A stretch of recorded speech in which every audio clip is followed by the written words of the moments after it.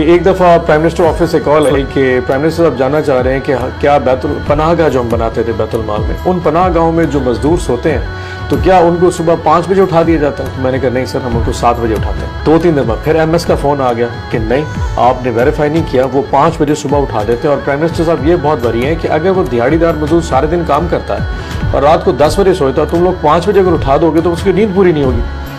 मैंने उन्हें कहा जी अच्छा मैं चेक करता हूँ। अब मुझे समझने लगे इसका तरीका क्या। तो एक दफ़ा मैंने क्या किया कि मैं भेस बदल के दाता दरबार लाहौर पनाह गाह चला गया। जब मैं वहाँ पे पहुँचा तो मैंने मास्क सास पहना हुआ था, सर पे टोपी भी पहनी हुई थी। पहले तो उन्होंने मुझे पहचाना नहीं, पूरी तलाशी ले ली मेरी, पूरा बॉडी सर्च, मेरा बैग शैग चेक किया।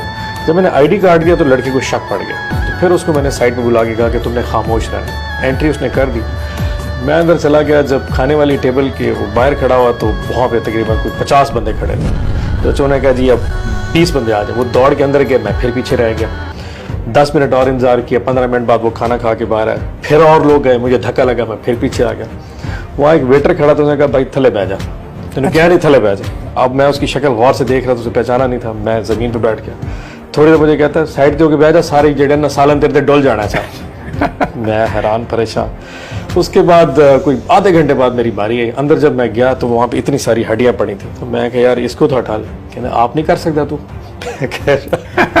अब मुझे आहिस्ता आहिस्ता सारी फिल्म चली थी कि प्राइम मिनिस्टर सारी चीज़ों का पता था और मैं बैतुल माल का MD होने के बावजूद मेरे नीचे एक इदारा चल रहा है और मुझे उसमें अंदाज़ा नहीं कि कितनी कमी बेशी हो सकती है। मैं बर्दाश्त कर गया। खैर मैंने खाना खाया।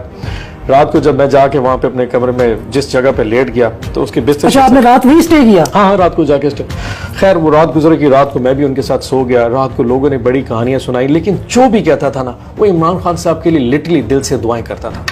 सुबह एग्जैक्टली पूरे 5 बजे जैसे प्राइम मिनिस्टर ने कहा था, मुझे 5 बजे उन्होंने मेरा ना बेड खड़काया और मैं भी उठ के बैठ गया। उठो जी उठो, नाश्ता आ गया। मैं हैरान। मैंने कोशिश की 15 मिनटों से 15 मिनट बाद फिर मुझे उठा दिया। खैर आखिर मैं बादल नख्वास्ता 5:30 उठा, नमाज पढ़ी और नमाज पढ़ के नाश्ते की टेबल पे आ गया। एनीवे नाश्ता करने के बाद फिर मैंने अपना तारुफ कराया, उन सबको बुलाया। गुस्सा करना मेरा बनता नहीं था।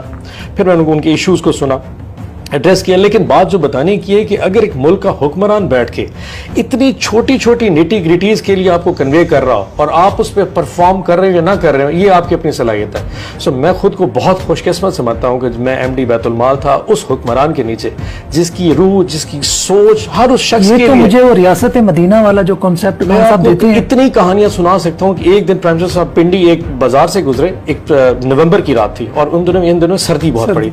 तो मुझे MS का फोन है कि ने कहा कि मैंने उस पुल के नीचे बहुत सारे लोग सड़क पे सोते देखे। तो मैंने कहा सर उसके साथ जो पनाह गाह है वो 100% चल रही है, वहां स्पेस नहीं है। तो उन्होंने कहा जी कोई प्राइम मिनिस्टर कह रहे मुझे नहीं पता, ये लोग कल रात को यहाँ नहीं होने चाहिए। मैं उसी वक्त 100 स्लीपिंग बैग्स लेके आया और हमने वो पनाह गाह की छत के ऊपर एक कंटेनर लगा के उसमें लोगों को सुला दिया।